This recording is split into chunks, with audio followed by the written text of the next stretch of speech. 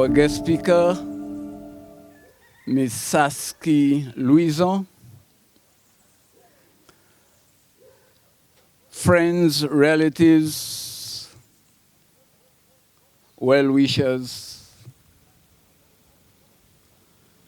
counselors, we welcome each and every one of you here this afternoon for this occasion.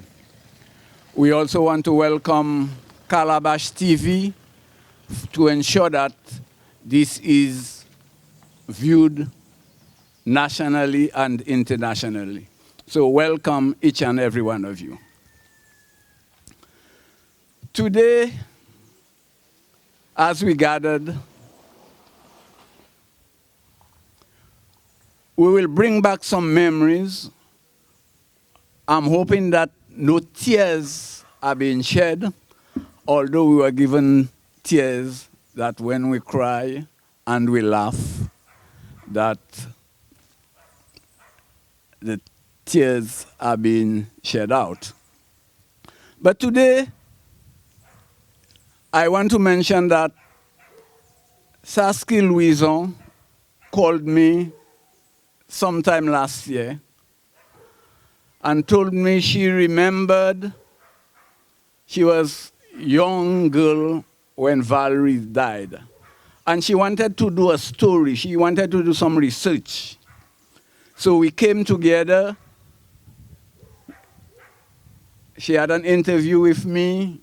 I gave her whatever information I had, and she went along and drew her own research on the process of the trial from the death to the trial. And that is how this memoriam come about. Because she felt that apart from giving her story, there could be something else that could come along with it. And so the family had the idea of the memoriam for some time, but we never went through with it. But being made on that occasion, then we said, well, let us go ahead with it. And so the idea came, and today we are here for that occasion. At this time, we will call on our guest speaker. She will tell you a little about herself and her story. My name is Saskia Louison, and I have been in all of my working life working in media and entertainment. And I understand that there is a huge influence that one has on the masses when it comes to media and entertainment. And instead of using it for negative things, I want to use what has been bestowed on me for good. Right? Okay. I came back here to St. Lucia in 2019. When this event occurred, I was in primary school, Bokash combined. I was single digits years old. I don't want to give you my age. And I must say that I was traumatized. I thought that I was the only one who had nightmares. I thought I was the only one who could not go to the bathroom alone or go anywhere by myself because I was so scared. I thought that, basically I was a scaredy cat. But in speaking to others who were around the same age as myself, now they too experience the same things. So it's not only the older ones, but the younger ones were very traumatized. I remember us speaking about it at school. I remember it being horrific. I remember it being just something just horrendous. And when I left to study, it kept coming back to my mind, this story. And I began to doubt myself. I began to wonder, did this really happen? yes, it did happen, but was it as bad as I remembered? And I always thought, oh, but again, I'm not in St. Lucia. I can't reach out. I'm looking online. I'm looking on YouTube. I'm looking on everything to find some story to remind me to see the details, but there is nothing. There is talk about it, but there is not the details. I came back and I researched and I found Mr. Paul Lorde and Miss Marie, and I went to speak to them because I needed to know what happened. It was even worse than I remembered. I think there were a lot of details that were left out from the media that... And so, in me speaking to them and others, I came up with some things that I learned that I would like to share with you. I don't want to re-traumatize the family. Yeah, so I won't go into details about what happened. One thing I learned, number one, is that Miss Valerie Lorde came from a very good family. A family who loved her. She was their little sister, and she was loved. I know she was loved. Hey, we're here. I see how the family came together to build this. I saw the care Miss Marie showed in watering the plants. I saw Mr. Paul Lorde and how he built this with his other brothers. Everybody came together to do this. You can see, any blind person can see that this young lady was loved. So it's even more sad because there is something here. When a loved one becomes a memory, that memory becomes a treasure. I wish that it wasn't just a treasure. I just wish that she was here. Death leaves heartache. No one can heal. Memories are treasures no one can steal. Some may forget you now that you are gone, but we will remember you no matter how long. Those special memories of you will always bring a smile. If only I could have you back just a little while. Then we could sit and talk again, just like we used to. I will never forget you. A friend like you is hard to find. You had so many lovely qualities. I feel blessed that you were my friend. Keep flying with the angels. Happy birthday, Val. We will miss you. Okay. I don't want to take away from the moment of celebrating the birthday of Valerie Lorde. What can I say? I am the sister of the late Crystal Sentuma, who was murdered on the 22nd of August, 2012. For us, though it's almost 10 years, it's still emotional to talk about because it's an ongoing case. What I can say is I remember my sister as a young 17-year-old, a past student of the Castries Comprehensive School, former student of Grosley Primary School, was a very loving, special, friendly, energetic child. She was also very intelligent. And many people who knew her says she looks like me. And she was that child who loved children. She loved school, she loved family, she loved friends. And the day I lost my sister, it was like losing everything that I ever thought I had.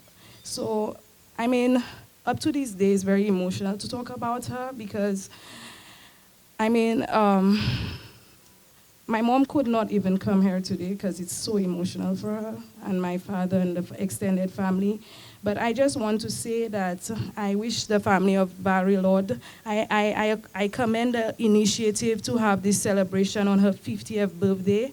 And I thank you for extending that invitation to my family and I on this day so that we could be part of the celebration. Again, thank you very much for being here. I must say that it is an emotional day no matter what.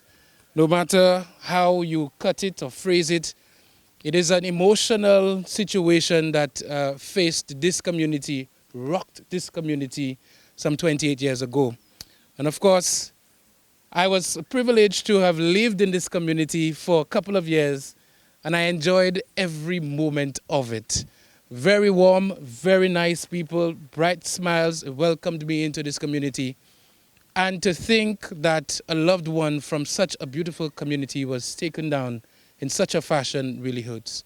And I also see the family of some other individuals who went through the same traumatic experiences. And I listened to the feature speaker, and everything that was said was spot on. Men, we need to do our part in our communities to protect our women. The elderly in the community need to ensure that this situation is passed down from generation to generation so that our children and our children's children understand that we need to protect one another as much as possible. We've heard it so many times before, chivalry is dead. And we need to ensure that we train our young men as early as possible to understand that we need to treat women right. And of course, today, we are here today to pay our respects and for this unveiling. And I think this is a very, very, very good initiative in this community. And I will continue to love and have even more affection to this community for how well they've come together to put on such an initiative. I honestly thought I would have been around 10 people today. And then when I came here, I saw people standing around in solidarity. So congratulations to the community for putting on this event. Let me just express my condolences, because when this happened, I was 10 years old, and you can check my age if you want, that's fine. And I remember the chills of finding out that somebody actually did this to an individual. And I thank God that we have in this community, not that we know, and again, we need to always wonder whether these things happen and it never comes out in the public. But I remember a time when this happened, it was in the news for more than 2 weeks consecutively, every night. But now we are in a society where somebody's gunned down today, it makes the news tonight and forgotten about tomorrow. And this is the society that we live in. And so I encourage everybody to continue to pray. We need to pray for one another, we need to love one another, and we need to continue to be each other's keepers. And with those few words, I want to say to the community, continue to stay together and continue to have this harmony in such a beautiful community. Thank you. I'm the sister of Valerie Lorde. Today, well, it's 28 years. 28 years and she died. 28th of April is her birthday. And it's sad that she's not here with us today. And unfortunately, she's gone. She stayed with us 21 years, but she's gone for 28 years. I have one thing to share with you all, that the last conversation I had with my sister before she died on the 4th of April, 1994. It was that Monday morning, Easter Monday, gone to the river to wash. The two of us, two sisters washing. And we had a conversation. And she said to me, and she calls me Ato. Ato, let me ask you one question. If someone has to rape you, what would you do? I said, if someone has to rape me, I will give up. Maybe at the time when the person is in right, doing his thing, I might react, but I will give up. Then I said to her, what would you do? And she said, my sis, if someone has to rape me, they have to kill me. No way. No one not gonna rape me until they kill me. And can you imagine? that happened that same night. She was raped and brutally murdered on that same day. So I can say to you that it has been on my mind until this day. But there is one thing that I know for sure. Maybe some religions say there is not life after death, but I can say there is life.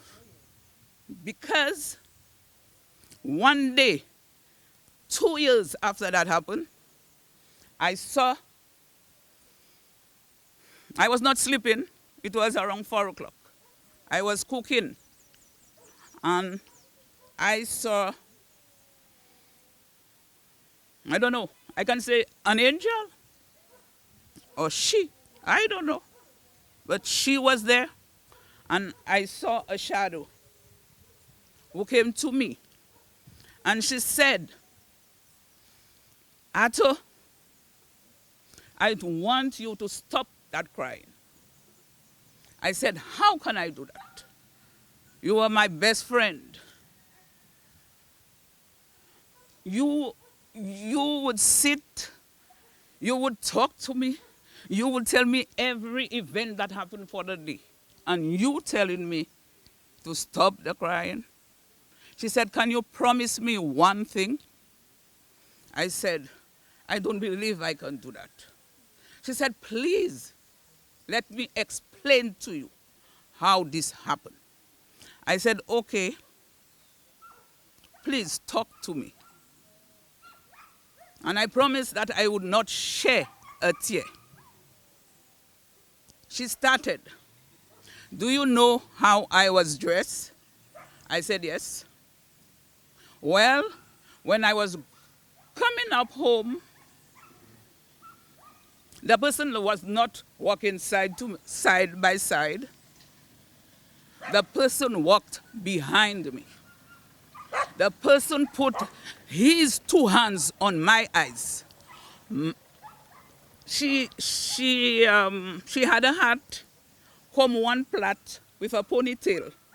So the hat, you know, when you have a ponytail, you can put there's a hole in the hat and you can put down your hat. But now she had long hair. So therefore, the person put his 2 hands on her eyes and pull her hair until she get unconscious.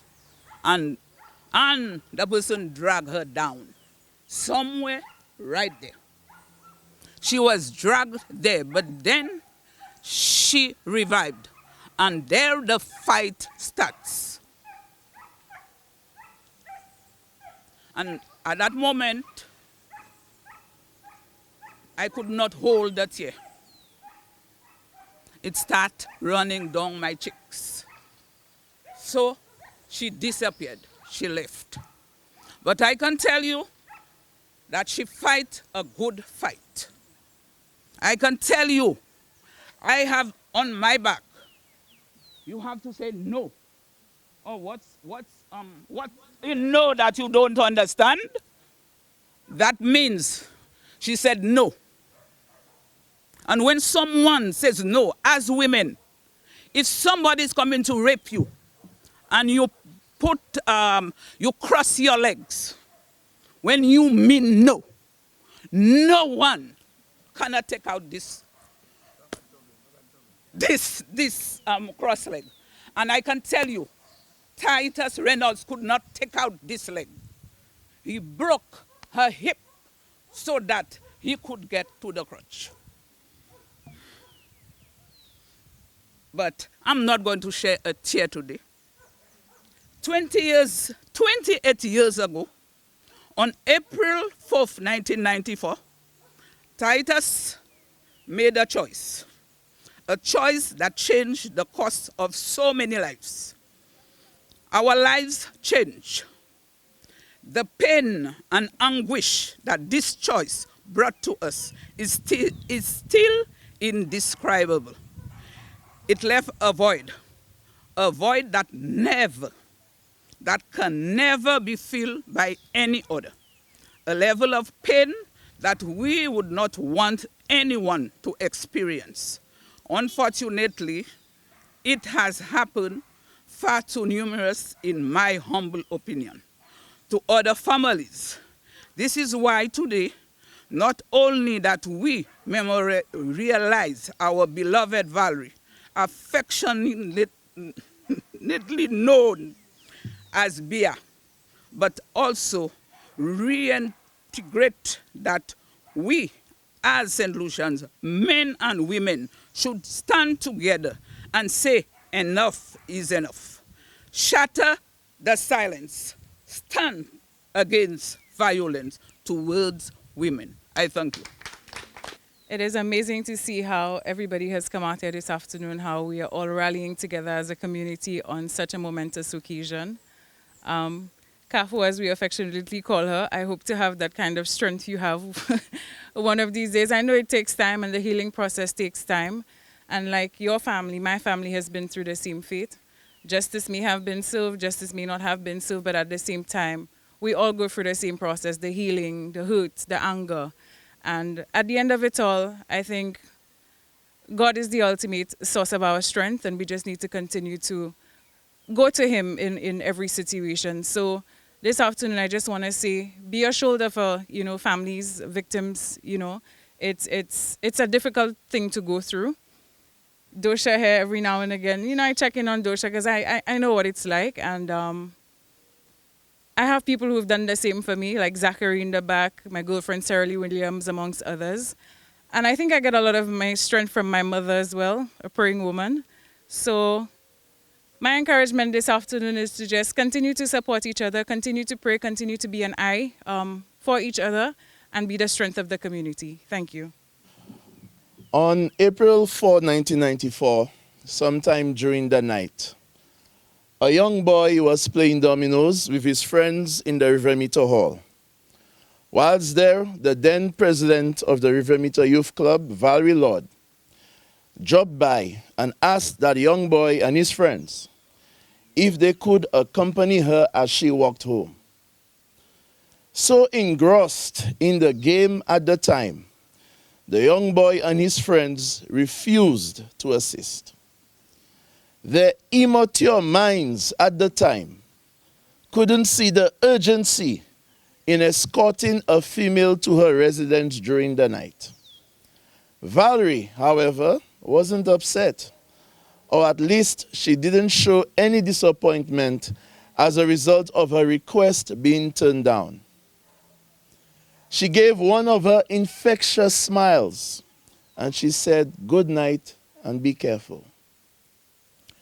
The young boy remembers how stupid he felt for not going, because to walk next to Valerie during the night should be any young boy's dream come true. However, the promise of giving another supper to his friends for whatever reason was too much to resist. The next morning, the young boy remembers waking up to a somewhat strange atmosphere in the community. He thought to himself that there was a strange calm that could not be interpreted. After having breakfast, he went outside and saw people heading south along the main road in a hurry. And then he heard whispers and distant talk of an apparent serious incident that took place during the night. He remembers someone speaking to his mother, and his mother then informing him that Valerie was found dead. It seems someone had killed her. The young boy stood motionless, stunned for a moment. He felt a tight noose around his throat and a sudden increase in his heartbeat. After a minute, but what felt like an eternity, he regained his senses and made his way to the area where Valerie was found. He couldn't believe what he saw. He couldn't believe this was happening. He wanted to run to her. He remembered the night before and instantly felt guilt. A guilt that he feels up to this day. Without anyone, not even his mother knowing, he went through a stage of sadness. depression, guilt, and anger. He vowed that he can never, ever deny the request for help from a female again, and wondered how he could atone for his lack of judgment and good sense. The next year, he remembered walking next to the cathedral and heard two adults speaking of exams being written by applicants to the Royal St. Lucia Police Force. He thought this would be the way. He would be a police officer and hunt down those rapists and killers. He went straight to the police training school, sneaked in, wrote an exam without applying, and 28 years later, this boy stands before you as sergeant of police. I have never shared this story before. Valerie was a mentor to me. She was my youth president. And despite the amount of times I have assisted women who have been abused and in being a victim of domestic violence, I still feel guilt for not standing up on that night. I feel that if me and my friends had just stand up, maybe Valerie would be here today celebrating her 50th birthday. In that regard, I'm calling out to men. Men, we have an important role to play in protecting our women. Like the guest speaker said, let's not make light-hearted jokes when we hear our male counterparts making jokes about a woman being beaten, insulted, or harassed in St. Lucia. You have the responsibility to tell your male friends that you are not going to stand for it and they should stop. And whenever you have an opportunity to assist a woman, I am asking you to stand and assist a woman. Valerie, I'm so sorry. Rest in peace. I love you a lot. Thanks. Thank you so very much, Mr. Lorde and family. Thank you everyone for being here. And on this special occasion, it's one that it has brought many thoughts. It has brought tears to the eyes of many. It has revealed an experience that many of us shall never forget. I stand here not just as a research officer at the Department of Gender Affairs, but also on behalf of the director of the Department of Gender Affairs, who is not able to be here. And so I am also making this presentation on her behalf. Today is a heavy day in so many ways, and the weight of that day is on the Lorde family. It should have been a day of celebration. Instead, it is a day of remembrance of a life cut short, ended too soon, in a manner that is unforgettably cruel. So, I am overwhelmed with admiration and pride for the Lorde family for having the courage to do this bold act of love. Love, first, for the precious life that was Valerie Lorde. Love, secondly, for all the other women who have been snatched from us in the way that Valerie Lorde was taken. And then love for the living, those among us who can be taken in that manner if our pleas and commitments to not one more happen to be unsuccessful. Well done, Mr. Paul. Well done to the Lorde family for your unwavering commitment to ensuring that St. Lucia never forgets, and for your drive to push us to do more to protect girls and families from this disaster that such senseless acts of cruelty really are. Your efforts may feel frustrating at times because, after all, they cannot erase what happened and restore to you and your family what you were so thoughtfully robbed of. What you have done today is nothing short of a heroic. Incidentally, where I am today, I think she's presently in Barbados, they celebrate National Heroes Day, and Valerie and yourself are really heroes. I take it upon myself to apologize to you as a St. Lucian firstly, then as the director of an institution created to, among other things, protect women, girls from violence by prevention and response initiatives aimed at education, punishment, and eradication. I must take this responsibility at some level because it happened and it has happened again and again whilst we have been here. And we consider numbers. We have so many persons, so many females who have died as a result of such acts. The apology does not and should not end with me or with you. What happened to Valerie and so many others like her in her national shame is a national shame that we all must reach into the depths of our beings, and regardless of where we stand and the roles that we play in St. Lucia, see how we have not done enough to prevent such acts from occurring and protecting our most vulnerable from this. It is at this level, or it is that level of personal responsibility that can start global movement. We are all responsible for this happening and continuing on a one level or another. It is incredibly upsetting to imagine that I am party to such an act. And if there is anything at all that I can do to divorce myself from such an act, I am bound to, beyond any shadow of a doubt, to do it. And we're speaking on behalf of the Department of Gender Relations. So, Mr. Lord Paul, I challenge you, each of us here today, and those of you who will at some point hear this message, I challenge you, or we challenge each other, to distance ourselves in a real, practical way from this horrendous act and those like it. Do something. Do something in whatever space and role you occupy to do this. Ending gender-based violence is literally everyone's responsibility. If it isn't clear, what can you do?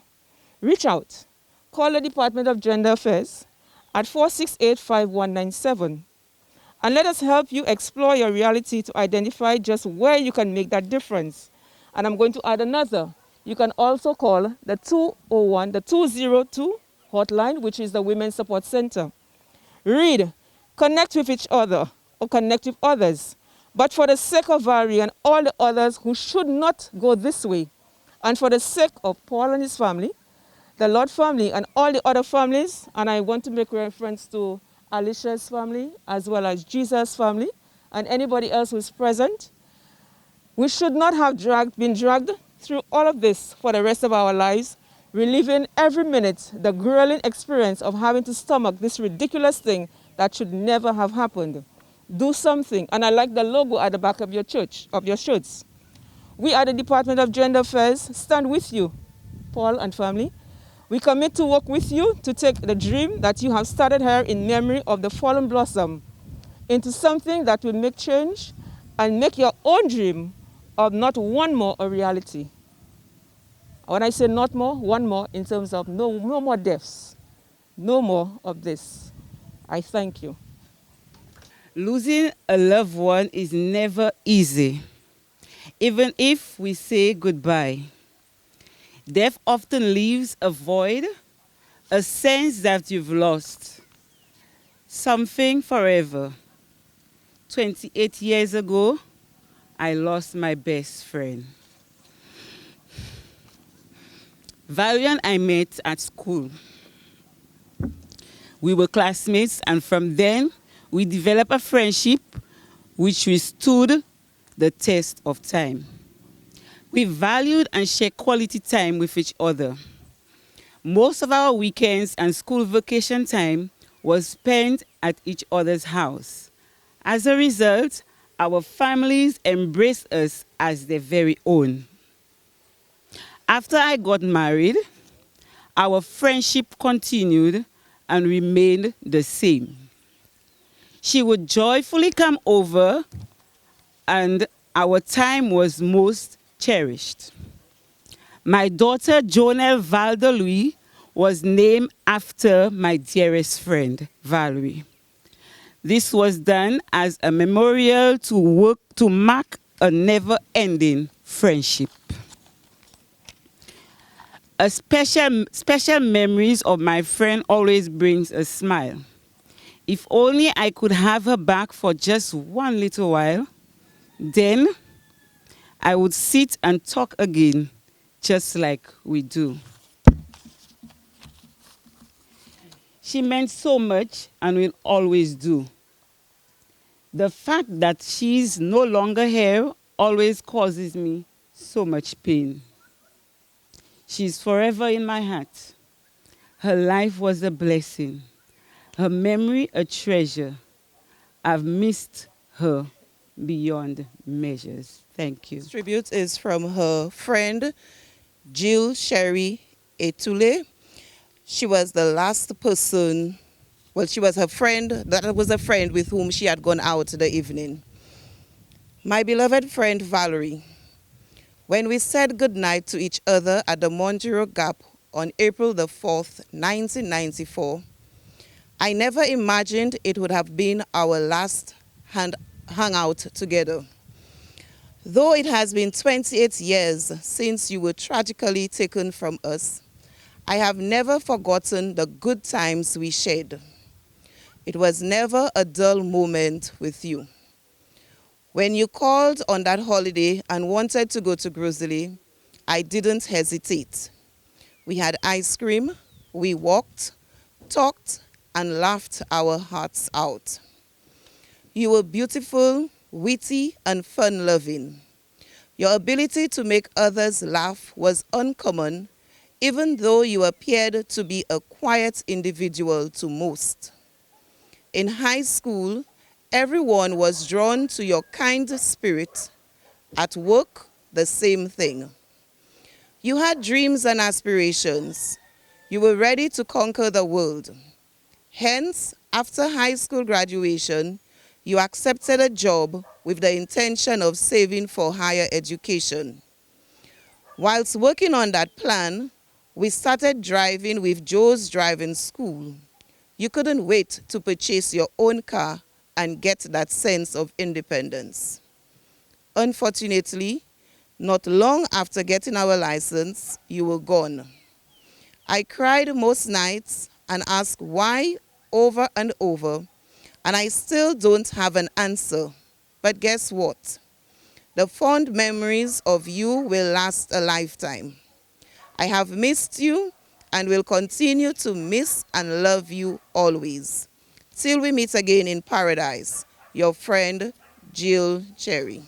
Thank you. You are free to come around and read the plaque. Have a closer look.